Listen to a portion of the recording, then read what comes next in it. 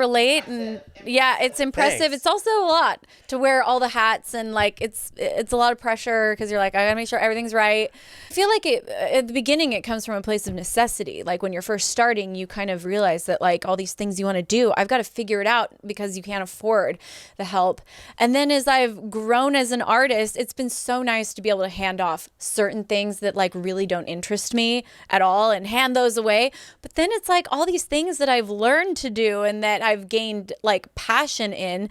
It's like you almost don't want to give those up. It becomes a part of your craft. It's part of the joy. It's part of, I love not only, the results, but I love the creative process. That's one of the things that makes me come alive the most as an artist.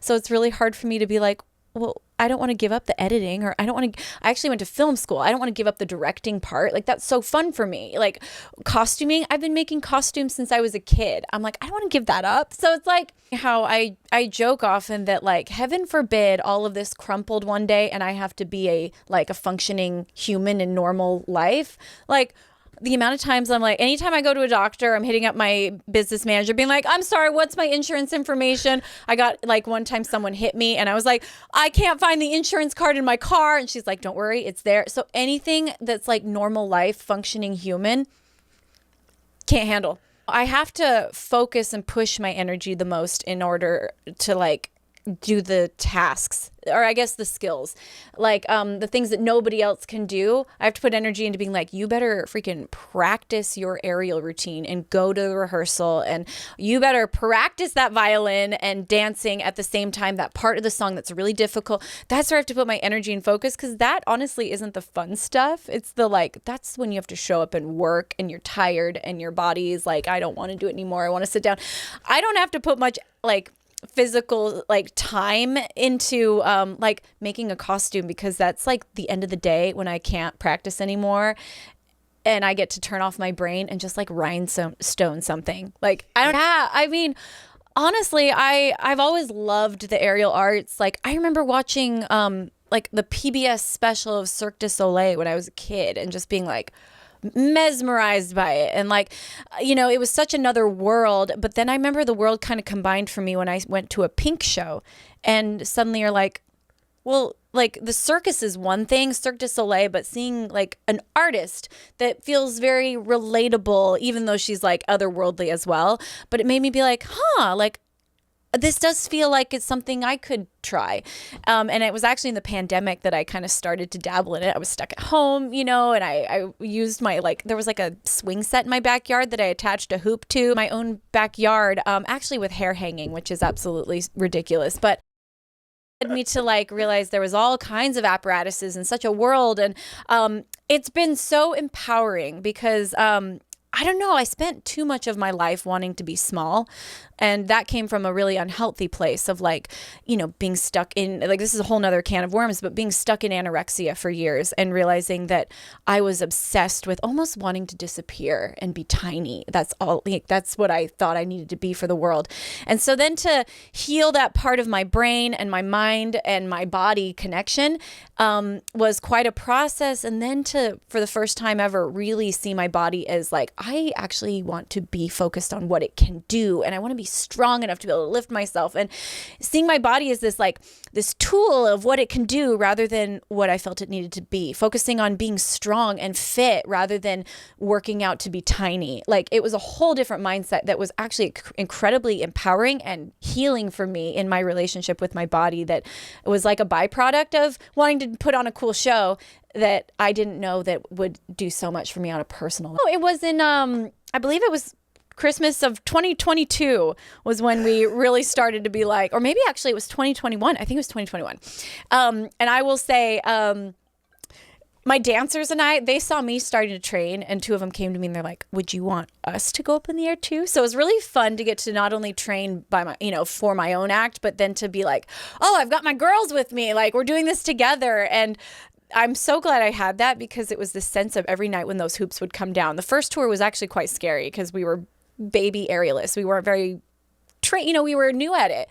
And so to do it in front of an audience, I remember every night as those hoops would come down and we'd grab them, we'd like look side to side at each other like, you got this, girl. Okay. Like, and having that sisterhood really was like quite helpful to me, especially because that first time we did it on tour, we'd only been training for about 3 months. Love Kaylin. Yeah, she was one of my girls for years. Like I think she toured with me for like 4 or 5 years. And yeah, she's incredible. She's on Dancing with the Stars, which I'm so proud of her. Like, because I remember her talking about that and it being a goal for her. And then she was brave enough to come to me and say, it's, time for me to leave a for sure thing in order to chase something that I don't actually know if it's going to happen, but she had to be available. Sometimes you have to jump into the unknown to give space to see if you'll be able to catch what you want. And so she like left our tour with like, it was like really sad, but I was so happy for her. But to see her like land in Dancing with the Stars after making that space was like, yeah.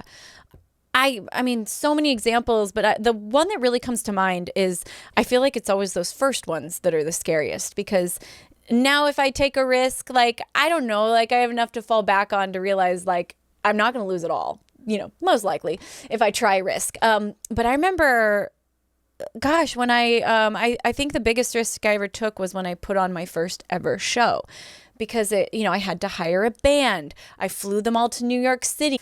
Doing this all myself. Like, I didn't have a label. I didn't have an agent. I didn't have anybody. It was literally, I had started a YouTube channel and I didn't even know if I could sell tickets. But there was a booker that was willing to book me, and he was in New York City at Webster Hall. And so I remember being like, oh my gosh, I flew out.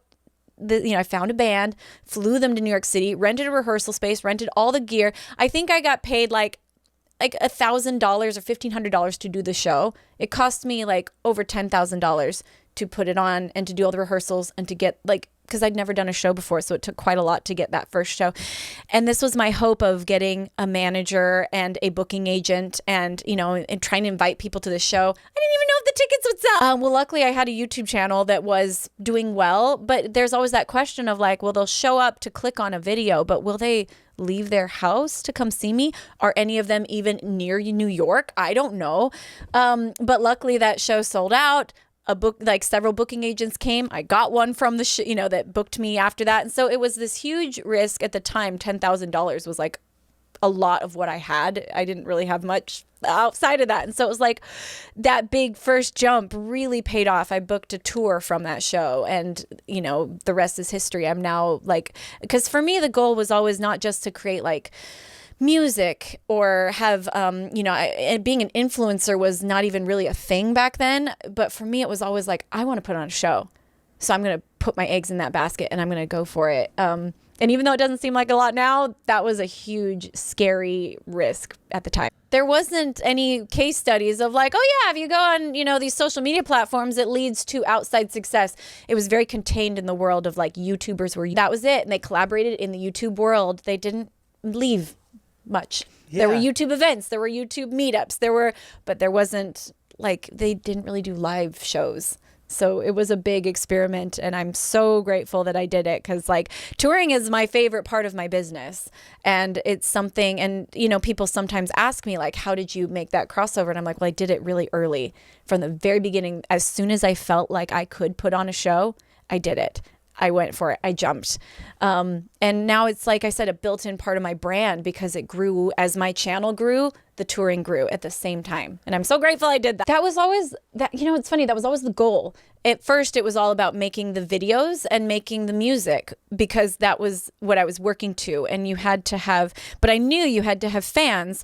In order to get fans, you had to make the music, but I didn't want to just do covers. And so I was really intentional on doing back and forth between a cover and an original. And so it was but to me, whenever I was writing music, the goal was always I want to write music that will be really fun to perform live. I want to build this channel and make content that showcases that I can actually perform live. So that was always the bait, was all this other stuff, but the goal was always the live show. It's fun, I guess having a goal made me know where I wanted to put my energy, and that I wanted to practice dancing. I needed to get better, Yeah, absolutely. It was I know these are things I need. So let's figure it out. And, as I was building this team, I just feel like I was very led and guided. I'm a big believer in God, and that there's, that we get help from the other side. And I was really prayerful as I was going through all of these processes of I don't know what to do. Because I had read this book that was how to make it in the music industry. And this was right before I started my YouTube channel. And I remember being very discouraged by it, realizing that the things it laid out, I just couldn't do. I didn't have the resources and I didn't have the money to follow the anything that I had researched. But also this was at the emergence of YouTube. And so it was, I started to realize that actually there are no rules, but yet there's still those key things from like this research I'd done that you still need. I need a manager. I need a booking agent. I need a lawyer. And so following that, but I'm so grateful that the team that I built back in the day, so many of these people are still with me. Like the drummer I randomly hired for that first gig, he's still my drummer to this day, 15 years or 13 years later. My manager I've had for 10 years plus. My lawyer, same lawyer from day one. Like, I'm just really lucky that I was led to good people and that we've been able to make it work together through the, I quickly became aware of the power of YouTube. I'm so grateful. Again, people being led to you, is, I feel like, such a thing, and kind of trusting your own instinct of when something feels right. And I remember, right about the time that I had read that book and I was so discouraged, being like, I'm never going to make it, like, because I can't do what this book is saying. And like the formula is not going to work for me. Someone had reached out. His name was Devin Supertramp. That was his YouTube channel name.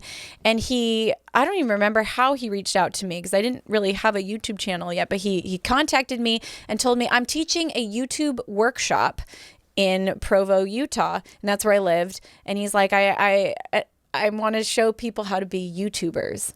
And I was like, what do you mean a YouTube? It didn't even clock what that was, but I was intrigued enough. I remember I even had plans that night, but I changed my plans to go to this YouTube workshop that he was teaching. And I remember as I sat in that room with everything inside of me, even though I'd never heard of like any of these YouTubers he was talking about, I knew this was it. In my mind, I was like, this is it. And I remember I even called my mom after the class. I was like, I know what I'm going to do. And I started my YouTube channel literally the next day, like in terms of planning content and being like, I'm going to chase this with everything I've got and throw all my eggs in this basket. Because I had been throwing my eggs in different baskets. I had auditioned for America's Got Talent at that point and gotten decently far on it. It was a dead end. I was playing gigs at colleges. Like I'd done college showcases and was playing like literally at like all over the place in college events and cafeterias and little parties on campuses. They definitely, that's how I paid for my first album, and that's how I earned that money to be able to invest in that first show, was through playing college showcases. I had realized they probably weren't going to get me to a place where anyone cared who I was. You know what I mean? They were a paycheck, but nobody was coming up to me afterwards being like, I want your album. Like, it's kind of like your music wallpaper saw something in me. Like, so, it is really cool when someone can catch your potential when you're in a really unshiny situation. Like some of these times I'd literally be playing in college campus cafeterias during lunch, and so like, like with a bad sound system, like with my iPod. And so if someone can see your potential in a moment like that, when the world isn't telling them that you're awesome and shiny, like it's a lot easier to shine when you're on a stage and you've got dancers and lights and it's like everything is set up to make you seem extra special. But when that's not there and someone can still see you, it's pretty cool. Oh, it was more like psych yourself up, because like I said, it's not a situation that makes you feel or look like a superstar. It's more like I have to try to convince these people or this situation that I am worth listening to, as they're just trying to go about their day and I'm here at the side playing. And so sometimes it felt pretty thankless, if I'm being honest. But I feel like that's what it takes in the beginning days, is you have to do so many thankless gigs that don't make you feel special, that leave you almost feeling more depleted than fulfilled. And those are the things that, like, one, hone your craft as a performer, of trying to almost like fight an uphill battle in a performance setting, so that like, now when I walk on stage, it's not an uphill battle. I'm like, people bought a ticket to see me. They're excited. They spent their whole day getting ready for this event and they bought their tickets months ago. I am set up to succeed. But in those other shows, like back in the day, you're not set up to succeed. You have to win them over. And that's really exhausting. And like I said, thankless oftentimes. And you have to like go back to your hotel room and just be like, is this worth it? And decide almost every time, like, is it still worth it?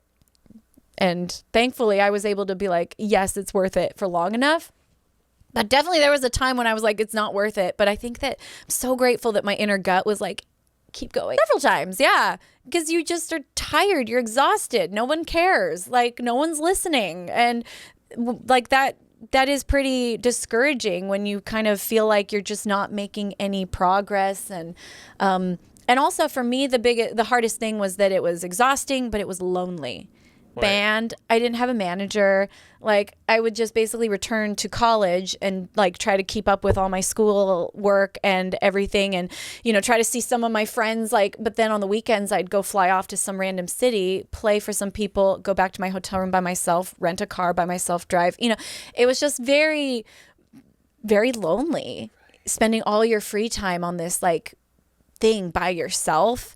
And now it's like I have a community of people, I have a family I tour with, but I remember just being like, I don't know how much longer I could do this by myself. I'm an extrovert. I feed off of the energy of close people, not just random people, but like close people. And so I think that's the thing that almost made me throw in the towel multiple times. I can take rejection, I can take hard work, but I couldn't take the loneliness for much. Well, I would say it wasn't even that long. It was probably like a year and a half of doing it by myself, hardcore, with that exhausting, just flying everywhere by myself. That does seem like a long time. It doesn't seem like a long time, but how much longer can I do this? Like, right. Yeah.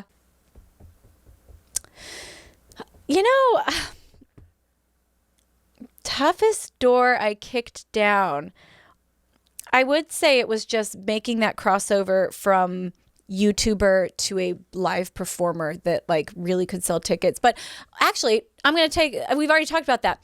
I think the biggest thing for me was when I won Best Electronic Album at the Billboard Awards against people I really respected. I remember Skrillex was nominated for his album, Zed was nominated for his album, and Kygo was nominated for his album. These were all people that had inspired me incredibly as an artist to like pave my own way, as well as people that I'd wanted so badly to collaborate with. Some of them had said no, and that's fine. Everybody's allowed to say that. But so then to be nominated in a category with them, I won't even say which one, I met one of, it's not even bad. I met Kygo on the red carpet and I was all excited. I ran up and said hi, and I could tell he had no idea who I was and was just, he was nice and just like, oh, nice to meet you. And, and then later that afternoon, I beat him for the Best Electronic Album. That girl I met on the red carpet. Yeah. But that was just a very humbling, exciting moment to be like, I'm just a little YouTube gal and I just did it. A big moment for me. Sometimes it's like, story based, like I think of like what I want the music video to be, and sometimes, not always, but sometimes like when I'm writing I get really specific ideas of like, oh my gosh, I feel the world here, I know where I want this to go, but I will say on stage is always like a thought of like, yeah, what does this make me feel inspired? Would I want to like make a show with this? Would this even make the set? And oftentimes that delineates like, actually, if this wouldn't even make the set, why would I want it? It's getting harder and harder every tour because you get more and more little babies that you love with each album, you get more favorites, and it's always this kind of battle between like, well, these are the fan favorites that I know the fans will be really stoked about, but like I feel like most artists will always love their most recent work because it's the most true to who you are in the moment. It's your current self in expression, and it's your current musical interests there. So you have to balance between like, oh, these are the songs I'm super excited about, but also like, I got to do these ones that the fans really, really need to hear and have to hear, So Pink for sure is my biggest inspiration for live performances. Not only just her aerial work, but I feel like when I go to a Pink show, like I want to know her more, because she shares all these different parts of herself. And so I think that's such an important thing as an artist to be like, what do you want them to see of you? And how are you going to show, like, she shares like inspirational things. She shares just pure entertainment. She shares fun. She shares wild, like, I'm just going to let it all out there and I don't care what anybody thinks. And then she shows strength. Like when I leave a Pink show, I just want to be strong. I want to be sure of myself. I want to have opinions. So when I create a show, I'm like, I just want the Pink formula, like I want to hit all those different beats. I mean, I think it lies in, I really hope that people, when they come to my show, through like the vulnerability I share and through the things I talk about, or the things that the voiceovers, like whatever it is, I hope the things that I share really remind people that I am like actually just like every single one of you. I am not this like other being, you know, like sometimes like when you see Beyonce on stage, like she's Beyonce, she's not actually human. Nobody can be like her. And I really want to remind people that like, I'm just a normal gal. Like I have insecurities. I have this, I have that. But at the same time, they get to watch me do some pretty fantastical things. And they get to see me up in the air and like spinning and playing the violin and dancing. And, you know, so like this free spirited version of myself. But I also want them to realize that like, I'm just a normal person. So like they can walk away being like, heck, I can do the things I want to do. Like, that's what I always hope people leave feeling, is super empowered, they can be whatever version of magical self they want to be. Well, I used to be hypercritical of myself to the point where like, it's like it got worse and worse and worse for a time until like literally I'd walk off stage like multiple nights a week and I would just go in my room and I'd close the door and I'd cry because I was so sure that like everybody was so disappointed they came. And I was just like, everybody now knows that I'm like not good enough and that I'm really not a good performer. Like makes me emotional just thinking about it because I was so mean to myself. And you know, there's a part of you that thinks that if you're hard on yourself, you'll do better because it's like, I know that I expect more, so I'm going to show up tomorrow and be better. But like, it's actually this downward spiral. And the harder I was on myself, the more I would carry this, like the fear, and it would compound. And like, I'd walk onto stage with fear of like worrying about what the audience is going to think and if I'm enough. And like, thankfully to therapy, one day my therapist was just like, she basically told me like, you're missing your dream. Like, isn't this what you always dreamed of? Like, are you? And I was like, yeah, I'm living my dream. And she's like, well, you're missing it because every night you're going on stage and you're afraid. And she helped me switch my mindset from like, what are they going to think of me, to like, hey, I just get to give like a gift. Everybody gets to give a gift in life. Everybody gets to show up in life to the people they love or the people they meet and interact with. And you get to give a gift of yourself and your intention. And so when I walk on stage now, if I start to feel that fear compiling, I literally like remind myself like, nope, focus on love. Every night before I go on stage, I visualize my heart glowing and getting brighter and brighter. And I imagine, I like look at the venue before, and then I imagine that glow going across the audience and like filling that specific room with light, because that's something I can focus on what I give. I can't focus on what I receive. I can't actually control what the audience thinks of me. And I'll never actually even know what they think of me. It's all me making up what I think they think of me. And so all I can do is go out there and be like, I'm going to give a gift. I'm going to give my love. I'm going to give my heart. And that way, when I get off stage, I know I gave everything I have. And if it wasn't perfect, which it will never be, I don't allow myself to close my door anymore, because if I'm going to have a moment, I'm not going to isolate. Like my crew, my dancers, they can see, and it allows me to not spiral. And if I'm really upset with, like, everybody has bad performances, I just don't allow it to come on the bus with me. It has to stay in the venue. Like, I deal with it, maybe have a little bit of a moment, frustration, talk with my drummer about it. We chat, and then I leave it there. I don't let it follow me. I don't let it compound from show to show. Honestly, I feel like it came after Dancing with the Stars. It's been I feel like it was actually after COVID that I kind of had that like really dip, and then had to be like, we got to figure out how to turn this around. But yeah, Dancing with the Stars was its whole other, that was an experience. That was a test of strength and willpower. Like, I don't think I've ever quite had to test myself. I was so excited. I mean, Mark is literally, I think, the most creative person that has ever been on the show in terms of the choreographers. So I was so excited to be paired with such a genius. I mean, absolutely. I just feel like you meet people that think creatively similar to you sometimes. And I feel like Mark is one of those people. I loved watching him create in the moment, like watching his mind almost like firing and being like, oh, he's thinking of something, and like what's going to happen, and like being able to brainstorm with him was just so fun. But I think together, honestly, we just we learned a whole nother level of work ethic. And I will say, it's a little bit of a feather in my cap that, for better or for worse, he did tell me that that was the hardest season he had ever done. And I was his second to last partner. So who knows, maybe his last season was even harder, but it was because of all the travel we were doing, and we were touring at the same time. And so I was bouncing back and forth from a tour to the show. We would rehearse in the morning. We'd rehearse after our shows. So it was a lot, but it was an experience I will always be so grateful for. And I will say, it made me such a better performer. Like, it really honed my skills as a dancer in a way that I'm forever. I will say, I mean, TV crowds are so different than like an audience crowd. One, because there's like a person off to the side being like, everybody on your feet. Like, so just having it always on you to be like the master of the situation. Having like a hype person like between commercial breaks was great.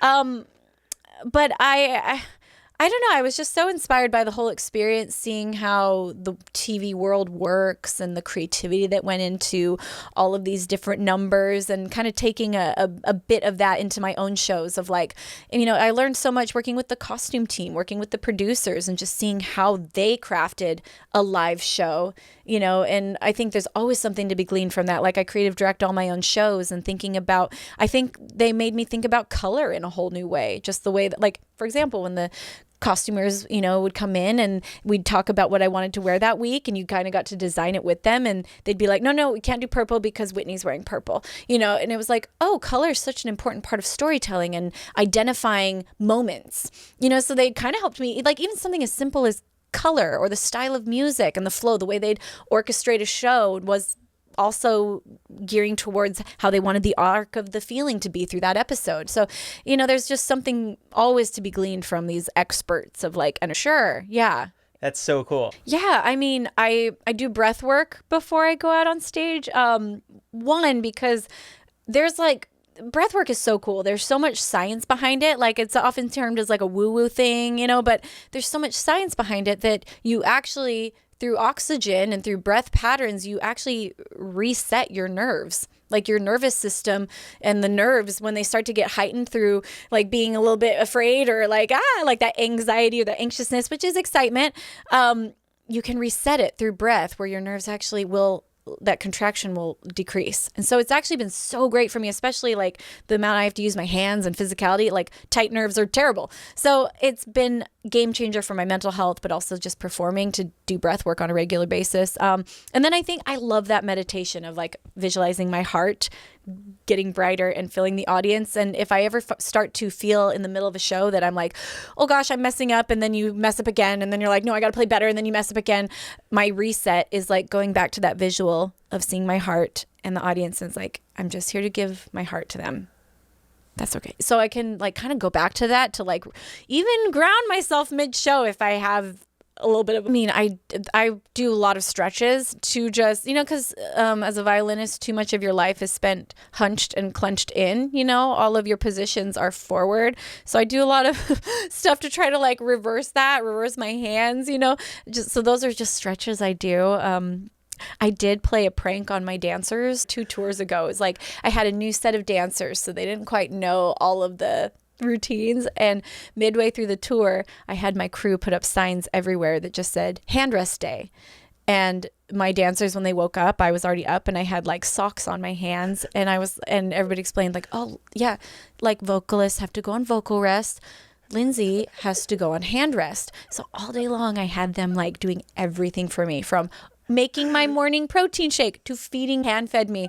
They were opening my doors, like just doing everything for me. And all the crew was in on the joke. And at the end of the day, you know, it was one of my favorite pranks I've ever pulled. But yeah, so now they still joke about hand rest day. And I'm like, you know, maybe someday I'll need to get into that. There's nothing like that feeling, especially having a team to share it with. Like, I think one of the biggest post-show highs that I felt in a long time was after my team and we went to Lollapalooza in Paris, and we performed, like, it was in front of like 50,000 people. And it was the first time at a festival that I've been able to do my whole bells and whistles show. Like, a lot of times at festivals, you just kind of have to be able to run on stage, run off. But this time we got to take like all of our aerial apparatuses and like, you know, pyro into a festival. And it was, you know, and all the costume changes. So just like the show that I love to do, taking it to Paris.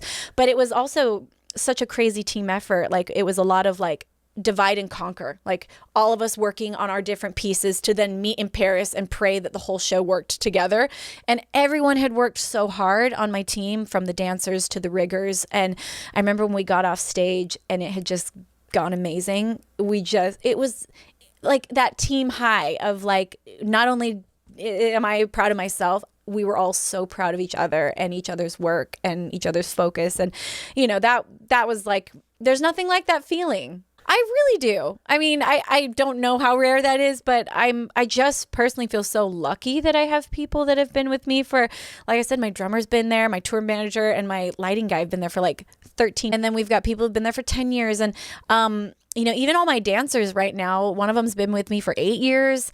And then the rest have been there for like 3 years. But I really do try to keep like a team feeling and a family feeling. And I think that's what, again, it goes back to that feeling of years ago when I was touring by myself and I was like, this is lonely. And even when you're touring with a big group of people, sometimes I've heard that can even be more lonely if you don't feel community, because then it's like you're invisible in a group, which is, I don't think there's anything more lonely than that. And so the fact that like I have family with me, and if you ever start to do, feel that loneliness, you can reach out to somebody and everybody knows that everybody's there for each other. I think from the very beginning, it was really important for me. Well, one, I think because I knew what it felt like to be lonely, and I'm a homebody, and I wasn't sure if I was going to I knew I'd like performing. I didn't know if I'd love touring. So I was like, I need to make this feel like home. I need to make this feel like family. And so very quickly, like I never wanted it to feel like artist and band or A party, B party, especially as the team has grown. I know a lot of camps run like that, where there's A party, which is like band and dancers, and then crew is B party. And there's nothing wrong with that. I think it's an organizational thing, but it can sometimes turn into two different cultures or two different hierarchies feeling. From what I've heard. And I just never wanted that. I always wanted us to feel like the whole, like whether you are a rigger or whether you're a dancer, there's nobody that's more important, whether you're the artist, except I do get the room in the back of the bus. Okay. I will not give that up. King size bed? A king size bed. At the same time, like I really wanted everyone from the beginning to feel like a family. And so it's just been really important to me from the beginning. And I think it was almost a survival tactic for myself so that I could feel like it was home. And it's just lasted through all the tours. And I think also having the same people for so long helps create a culture. Anytime new people come in, that they can feel there's already a culture that exists and you're welcome into it. Right, yeah, right? It's like I prepared for that question. But from the very beginning, I just feel like France really adopted me. And I've heard that's, it's like, it's either you are or you aren't a French received artist. Right. Like they're a little bit like they're either going to cling on to you or they're like no. And so from the very beginning, I just had amazing community in my French fans. And so I've always loved going there, and it's always been one of the most exuberant audiences for me.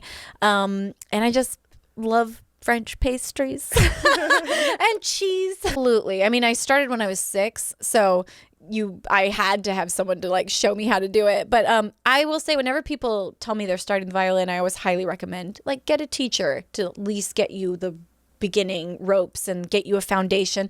Then if you want to go off on your own, best of luck. But you kind of do need like some little bit. Like I feel like it took till I was like in college, and that's when I started to discover more people that were like doing unique things with the violin and like playing electric violins. And, so it was, but when I was a kid, that wasn't really a thing yet.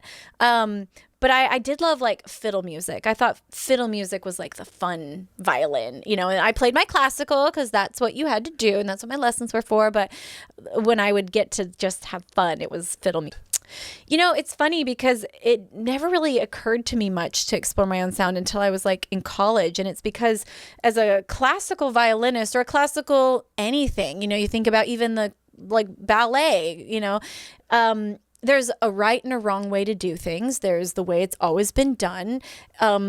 And you never even get to choose what you play. Like I never picked a piece to play. Like your teacher picks it for you. Your orchestra instructor picks what you play. You're told exactly how to play it. It's more about, at least for me, it felt very much more about like regurgitation and perfection, which I'm shocked I lasted as long, like all the way up through college and almost became a performance major. And it surprises me because I'm such a creative person, and I thrive on that, the creative process. And so I think, I almost gave it up when I went to college because I just realized, I don't even like this anymore. It's not exciting. I was burnt out. And so instead of studying music, to be a classical performance major, I was like, I'm just going to make it fun. And then all of a sudden it was like, what does that even mean? What does that even look like as a violinist to make it fun? Well, I guess I should decide what I want to play. What do I even like to play? I don't even know. It was like this whole new world of curiosity because I'd never even picked a piece to play before. Literally. So, I dabbled in a little bit of arranging, but that was it. So it was really fun to start to be like, I played with a country band for a little bit.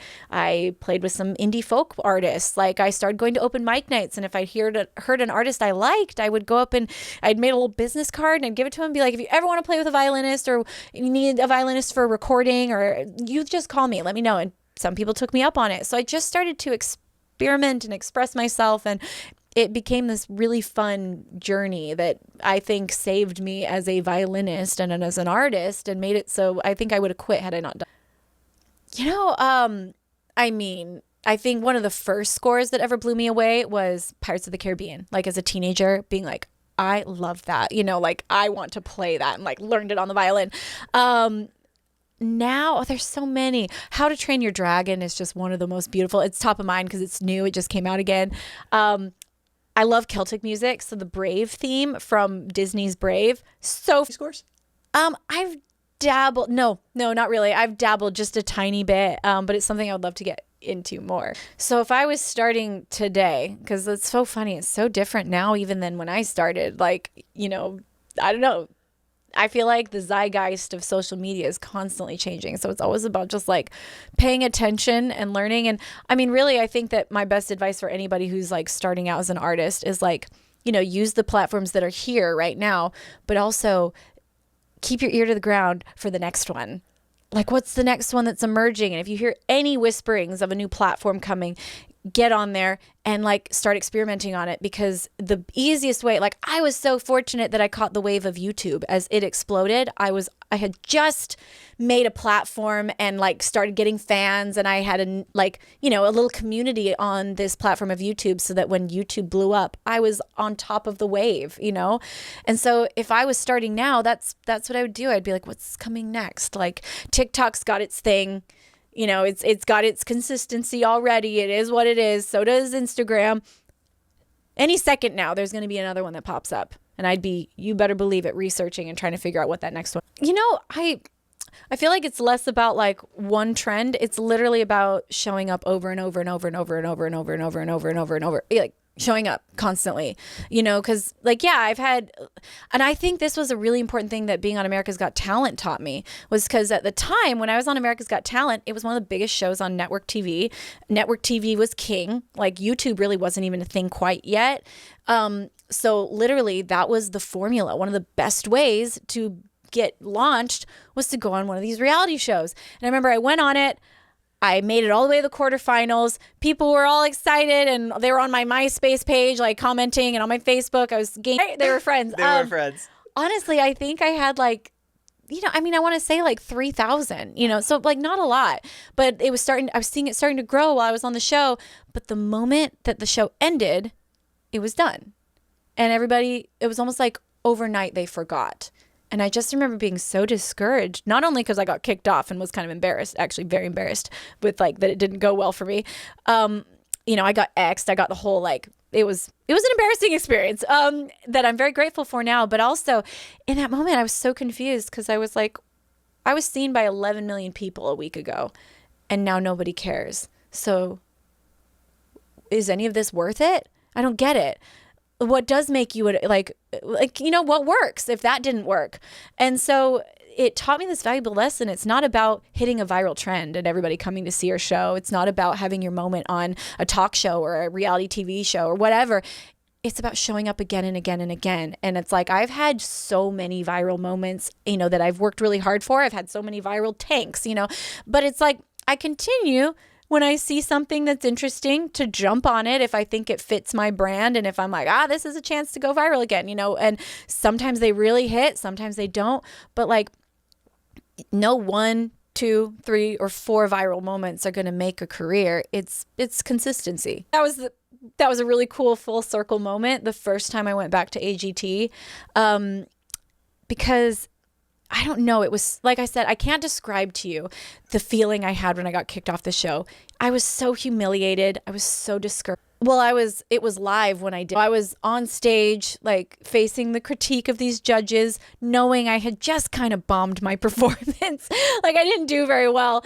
And knowing that, walking up to that mic, knowing I'd gotten like X'd, and then being like, listening to their feedback. And it was like humiliating critique of like, you sound like a bunch of rats being strangled. Like you don't have what it takes. Like, going backstage and being like, my family's all here. I don't even think I could face my family. Like I was so embarrassed.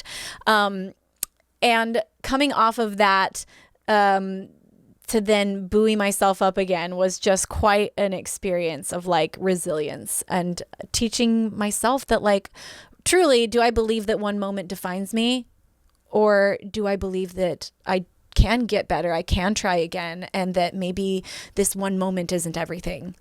It was a huge learning experience for me. I think that my relationship with like those failures from the past, it's interesting how they change with maturity, because in the beginning, you better believe it was like, I want to prove them wrong. I want to prove those people wrong. And so to like get to be invited back to the show as like a guest performer, to perform my own song, to like show that like, at that time, I had honed my craft for several years, and I was now ready for that stage. Unlike before, I really wasn't ready for it. But that's not how I saw it for a really long time. So for a while, it was like, I'm going to prove that you were wrong about me. And I got that moment, and I got to go back now multiple times to AGT. But with maturity and hindsight, it's now interesting to look back and be like, they weren't necessarily wrong.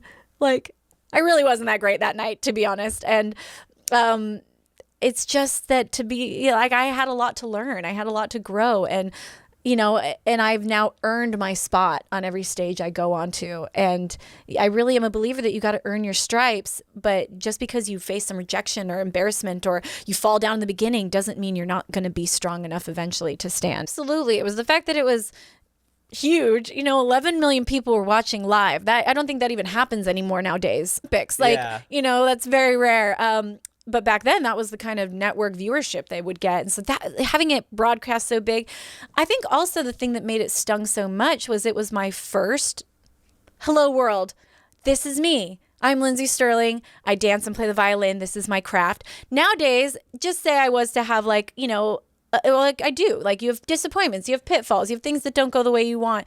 I have like all this history now to show to myself that like, hey, it's okay. Like, pick yourself up. You've got fans. The world has told you multiple times that you're good enough. Like, even if it's embarrassing, like there's history behind me to show me that I can do it. Back then, there wasn't any. There was nobody besides like my family that had ever said like, we think what you're doing is pretty cool. And so like thankfully I had just the most supportive parents, and like my sister would come to all my gigs when we were in college. So I had this supportive family, but other than that, there was no evidence outside to show that there was something of value here. It all had to come from within. And that's really scary when you're like, no one's ever proven to me that I do have value outside of myself and my family. So do I actually have what it takes? I don't know, was the honest answer. But my gut said I did.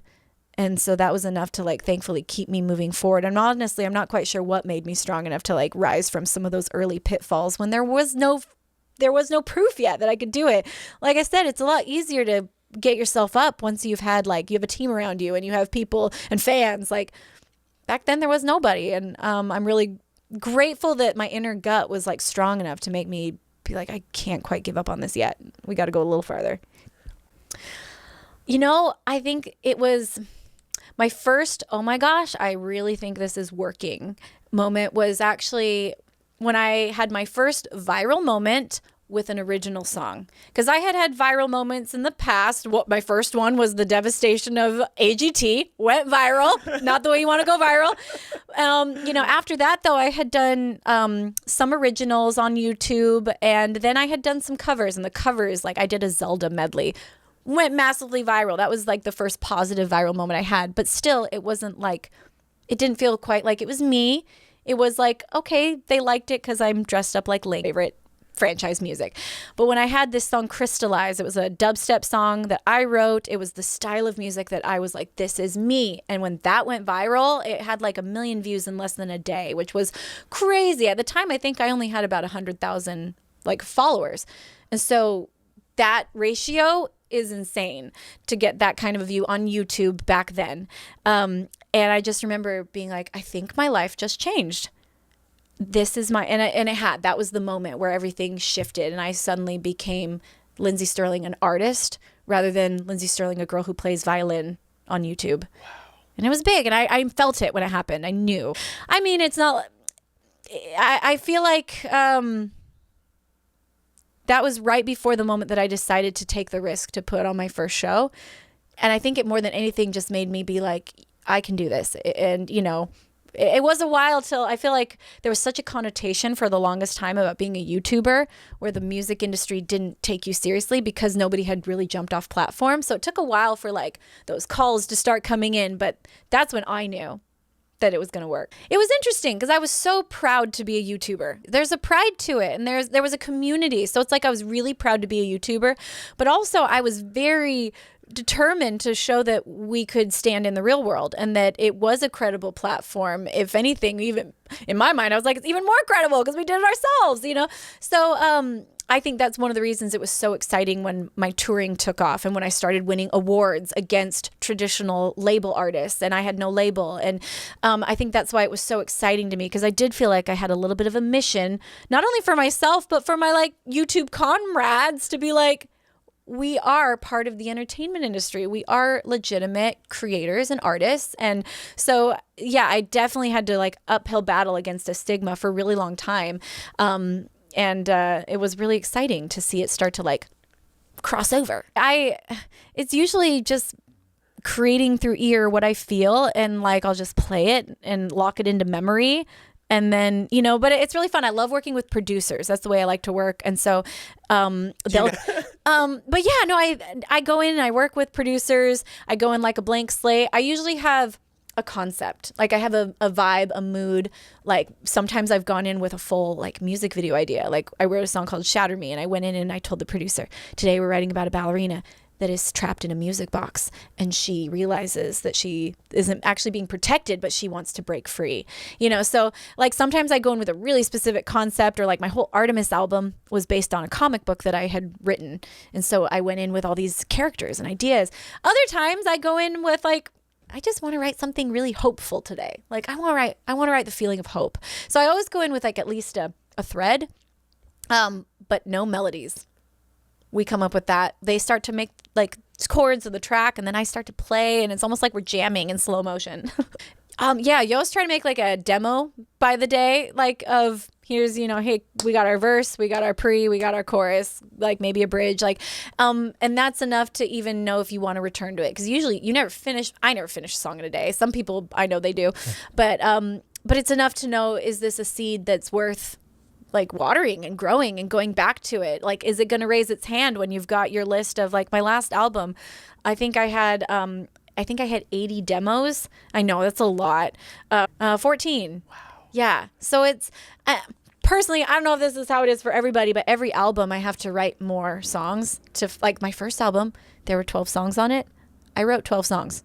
They were the first 12 songs I ever wrote. And it's partially because I was paying the producer per song. I couldn't afford to have a miss. So they all made the album because I was like, I paid for them. You know, but then when I wrote my second album, it took a few more because you don't want to repeat yourself. You're also trying to experiment and stretch your style a little bit. And then you've done 2 albums. And then on your third album, you're like, well, now I need to make the style a little different. So you're experimenting even more. And then you're like, well, that sounds like that song from the past. So I feel like every album, it takes me more and more to like stretch the style, but also still sound like myself, but not repeat myself. So anyways, yeah, there was a lot on this last album, but it's always fun to go back through. And out of those day demos, you can see which ones raise their hand. And you're like, I see potential in you. You can be in the trash. Like you're done. You know, this one. Yeah. You know, I love my little debut album. It's funny because I mean, one of the songs on there is still one of my biggest hits to this day, you know, or hits.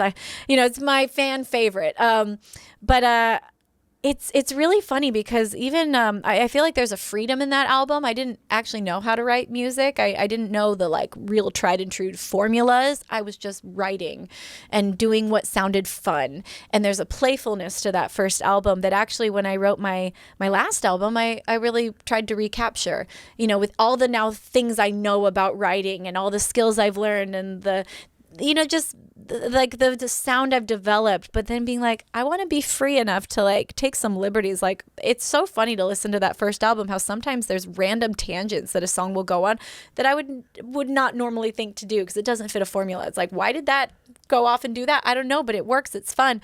And so my last album, I really took some of those liberties of like, know the rules, but be willing to like totally abandon the rules. And it was a playfulness that was really fun to like borrow from that first album. You know, right now I'm spending a lot of time like rehearsing for tours because this year is a little bit crazy. We're doing quite a variety of different types of shows. A lot of times it's like you have your tour and you prep for that and then you do it. But this time it's like we're doing these symphony shows, which have been really fun. I go in and I perform with a symphony. And so we've made like orchestral arrangements of all my music, which was really fun, and worked with conductors. Like, but we're also doing like our other tour, like our full show with all the dancers and the aerial stuff. So I'm training for that as well. We're prepping for like a co-headline tour that's a rock show with a band called Halestorm, which I love Halestorm. But we're doing rock arrangements from our songs. So right now I am very focused on like all the different tours, prepping, rehearsing, training. You know, after this, I go rehearse with my dancers and then I have an aerial class tonight. So it's just like getting my body fit, ready. That's what I'm doing. You know, actually right now I'm just trying to get back in shape, you know, because I took my body needed a break. And so I kind of took a break, and then it was like, it's amazing how fast you lose things, you know, with your body skill. So it's been just a fun exercise to be like, let's get comfortable again. Let's feel confident. And then, but actually for this Christmas, I'm suddenly re-inspired now that I'm back on the apparatuses, and I'm like, yeah, I have some really fun ideas of how to like train and up the scale of the aerial stuff for Christmas.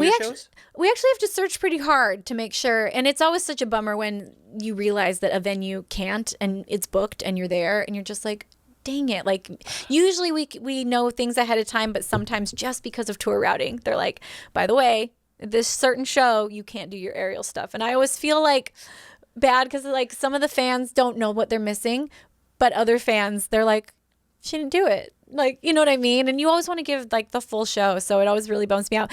But I remember, I always try to remind myself, I went to see the Backstreet Boys at the Hollywood Bowl. Loved the show. I'm a Backstreet Boys girl, and I'm such a fan. Like I know all, like NSYNC, Backstreet Boys. I was a Backstreet Boys girl. So yeah, I really want to go to the Sphere. But I just remember going to that show at the Hollywood Bowl. I had zero complaints, zero notes. My friends and I had the best night of our lives. And then I learned later that like they normally do like this levitating thing, but the Hollywood Bowl is a very specific venue that can't handle any like rigging. And I wasn't disappointed even when I found out like, oh, they didn't do that at my show, but I didn't care. I got to go see the Backstreet Boys and I had a great time. I had no complaints. And so I kind of try to remind myself of that when there's ever a show that outside of my control, we can't. But we really do try. I will say we really do try to make sure we get venues that can handle as much as we can do. You know, I mean, I'm really excited about rock music right now. I actually tried to make my last album a rock album. It didn't work out and I just wasn't quite feeling inspired. So we ended up I switched styles.